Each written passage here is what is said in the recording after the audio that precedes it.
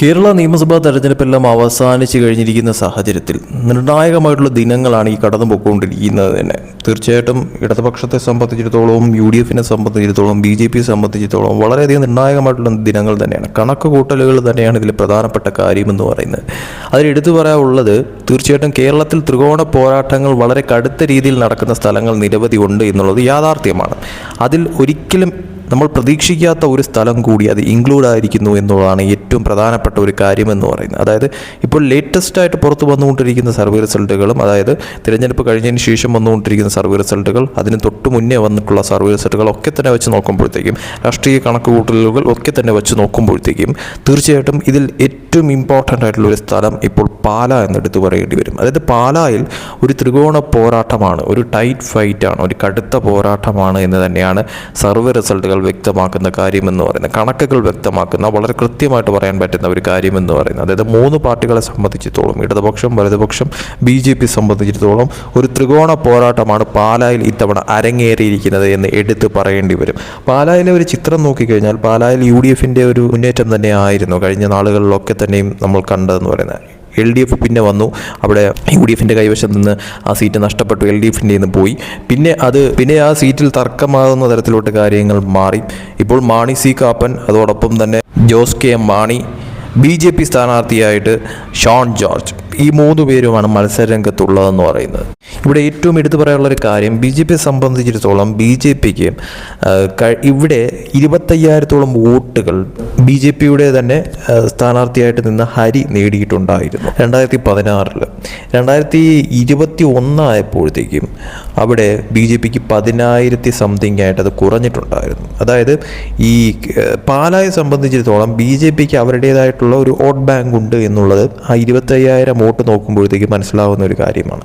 അപ്പോൾ അവർക്ക് കൃത്യമായിട്ടുള്ള ഒരു സ്ഥാനാർത്ഥിയെ അവിടെ നിർത്താൻ സാധിച്ചു കഴിഞ്ഞാൽ വോട്ടുകൾ പിടിക്കാൻ പറ്റുമെന്നുള്ളത് ഉറപ്പാണ്. അപ്പോൾ അതുകൊണ്ട് തന്നെ ആയിരിക്കണം ഷോൺ ജോർജിനെ പോലൊരു സ്ഥാനാർത്ഥിയെ BJP അവിടെ കൊണ്ടുവന്ന് മത്സരിപ്പിക്കാനായിട്ട് തയ്യാറായത് തന്നെ. അത് തീർച്ചയായിട്ടും വളരെ വലിയ തോതിലുള്ള ഒരു നീക്കം തന്നെയാണ് എന്ന കാര്യത്തിൽ സംശയമില്ല. അത് വിജയിച്ചു എന്ന് വേണം പറയാനായിട്ട്. കാരണം എന്ന് പറയുന്നത് അവിടെ ഒരു കടുത്ത പോരാട്ടമാണ് ഇത്തവണ നടന്നിട്ടുള്ളത് എന്നാണ് സർവേ റിസൾട്ടുകൾ സൂചിപ്പിക്കുന്ന ഒരു കാര്യമെന്ന് പറയുന്നത്. അതോടൊപ്പം തന്നെ ആ സീറ്റിൽ എന്ത് അട്ടിമറിയും സംഭവിക്കാൻ സാധ്യതയുണ്ട് എന്ന് തന്നെയാണ് സർവേ റിസൾട്ട് വ്യക്തമാക്കിയിരിക്കുന്ന കാര്യമെന്ന് പറയുന്നത്. അതായത് വിജയിക്കുന്നത് ആരായാൽ തന്നെയും ഭൂരിപക്ഷം നന്നേ കുറയുമെന്നാണ് സർവേ റിസൾട്ട് വ്യക്തമാക്കിയിരിക്കുന്ന കാര്യമെന്ന് പറയുന്നത്. അതായത് അവിടെ ഈ പറയുന്ന തോതിൽ ഒരു ത്രികോണ പോരാട്ടമായി കാര്യങ്ങൾ മാറ്റാനായിട്ട് ഷോൺ ജോർജിന് സാധിച്ചു എന്നുള്ളതാണ് വ്യക്തമായി മനസ്സിലാവുന്ന കാര്യമെന്ന് പറയുന്നത്. ഷോൺ ജോർജ് അവിടുത്തെ ജനങ്ങൾക്കിടയിൽ ഉണ്ടാക്കിയ ഒരു ഇമ്പാക്റ്റ് അത് തീർച്ചയായിട്ടും വോട്ടെണ്ണൽ ദിനത്തിൽ വോട്ടിൽ വളരെ വലിയ തോതിൽ പ്രതിഫലിക്കുമെന്നാണ് സർവേ റിസൾട്ടുകൾ വ്യക്തമാക്കുന്ന കാര്യമെന്ന് പറയുന്നത്. എന്തായാലും അവിടുത്തെ ഒരു കണക്ക് നോക്കുമ്പോഴത്തേക്കും 3 പാർട്ടികളും 3 പേരും ഒരു ഇഞ്ചോടിഞ്ച് പോരാട്ടമാണ് അവിടെ നടത്തിയിരിക്കുന്നത് എന്നാണ് മനസ്സിലാക്കാൻ പറ്റുന്ന ഒരു കാര്യമെന്ന് പറയുന്നത്. എന്തും സംഭവിക്കാം, പ്രവചനാതീതമായിട്ട് കാര്യങ്ങൾ മറിയുമെന്നാണ് പാല പോലുള്ള നിയമസഭാ മണ്ഡലം ഇപ്പോൾ വിധി എഴുതിയിരിക്കുന്നത് എന്നാണ് സർവേ റിസൾട്ടുകൾ സൂചിപ്പിക്കുന്ന കാര്യമെന്ന് പറയുന്നത്. ഇതിൽ എടുത്തു പറയേണ്ട കാര്യമെന്ന് പറയുന്നത്, നിലവിലത്തെ സാഹചര്യത്തിൽ അവിടെ മാണി സി കാപ്പൻ്റെ കയ്യിൽ നിന്നും ആ സീറ്റ് നഷ്ടമാവാനായിട്ടുള്ള സാധ്യതയാണ് നിലനിൽക്കുന്നത് എന്നാണ് സർവേ റിസൾട്ട് സൂചിപ്പിക്കുന്ന കാര്യമെന്ന് പറയുന്നത്.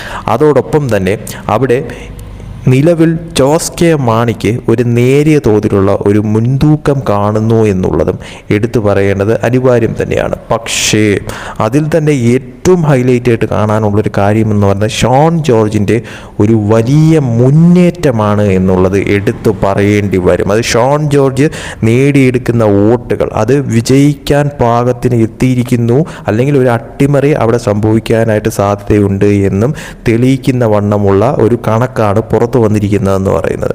വിജയസാധ്യത കണക്ക് നോക്കുമ്പോഴത്തേക്ക് 3 പാർട്ടികളെ സംബന്ധിച്ചിടത്തോളം ഇഞ്ചോടിഞ്ചാണ് കൊടുത്തിരിക്കുന്നതെന്ന് പറയുന്നത്. ജോസ് കെ മാണിക്ക് കൊടുത്തിരിക്കുന്നത് 34% വിജയസാധ്യത കൊടുത്തിരിക്കുന്നത്.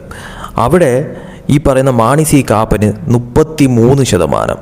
അവിടെ ഷോൺ ജോർജിൻ്റെ ഒരു മുന്നേറ്റമാണ് എടുത്തു പറയേണ്ടതെന്ന് പറയുന്നത്. 32% വിജയസാധ്യതയാണ് അവിടെ ഷോൺ ജോർജിന് കൊടുത്തിരിക്കുന്നതെന്ന് പറയുന്നത്. അതായത് ഒരു കടുത്ത പോരാട്ടം അവിടെ നടക്കുന്നു, അല്ലെങ്കിൽ നടന്നു കഴിഞ്ഞിരിക്കുന്നു. അതിൻ്റെ അന്തിമ റിസൾട്ട് പ്രഖ്യാപിക്കുമ്പോഴത്തേക്കും വലിയൊരു നേട്ടം അല്ലെങ്കിൽ വലിയൊരു മുന്നേറ്റം അവിടെ ഉണ്ടാക്കുന്നത് തീർച്ചയായിട്ടും ഷോൺ ജോർജിൻ്റെ ആ ഒരു വോട്ടുകളായിരിക്കും എന്ന കാര്യത്തിൽ സംശയമില്ല എന്നാണ് സർവേ റിസൾട്ട് സൂചിപ്പിക്കുന്ന കാര്യം എന്ന് പറയുന്നത്. അതായത് അവിടെ എന്തും സംഭവിക്കാം. അവിടെ നേരിയ തോതിൽ മാത്രമാണ് ജോസ് കെ മാണി ഇപ്പോൾ മുന്നിൽ നിൽക്കുന്നതെന്ന് പറയുന്നത്. മാണി സി കാപ്പൻ പിന്നിലാണ്.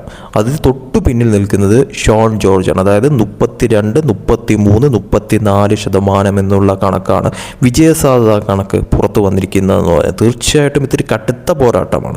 പ്രവചനാതീതമായിട്ട് എന്തും സംഭവിക്കുമെന്ന് തന്നെയാണ് സർവേ റിസൾട്ട് കൃത്യമായി വ്യക്തമാക്കുന്ന കാര്യമെന്ന് പറയുന്നത്. അതുകൊണ്ട് തന്നെയും പാല പോലൊരു മണ്ഡലത്തിൽ ഇതുപോലൊരു മുന്നേറ്റം നടത്താനായിട്ട് ഷോൺ ജോർജിന് സാധിക്കുന്ന തരത്തിലോട്ട് കാര്യങ്ങൾ മാറിക്കഴിഞ്ഞാൽ അതൊരു വലിയ തോതിലുള്ള ഒരു മാറ്റം തന്നെയാണെന്ന കാര്യത്തിൽ യാതൊരു സംശയവുമില്ലാതെ പറയാൻ സാധിക്കുന്ന ഒരു കാര്യം തന്നെയാണ്. ഇത് റിസൾട്ട് വരുമ്പോഴത്തേക്കും ഏത് തരത്തിൽ ഇമ്പാക്റ്റ് ഉണ്ടാകുമെന്നുള്ളതും അത് അട്ടിമറിയിലൂടെ അവിടെ ആര് നേട്ടമുണ്ടാക്കുമെന്നുള്ളതും സർവേ റിസൾട്ടുകൾ പോലെ തന്നെ നേരിയ തോതിലൂടെ ജോസ് കെ മാണിക്ക് വിജയിക്കാൻ സാധിക്കുമോ, അതല്ല അവിടെ ഒരു അട്ടിമറിയിലൂടെ ഷോൺ ജോർജിന് ആ സീറ്റ് നേടിയെടുക്കാൻ പാകത്തിന് കാര്യങ്ങൾ മാറി മറിയുമോ എന്നുള്ളത് തീർച്ചയായിട്ടും കണ്ടറിയേണ്ടത് അനിവാര്യമായിട്ടുള്ളൊരു കാര്യം തന്നെയാണ്.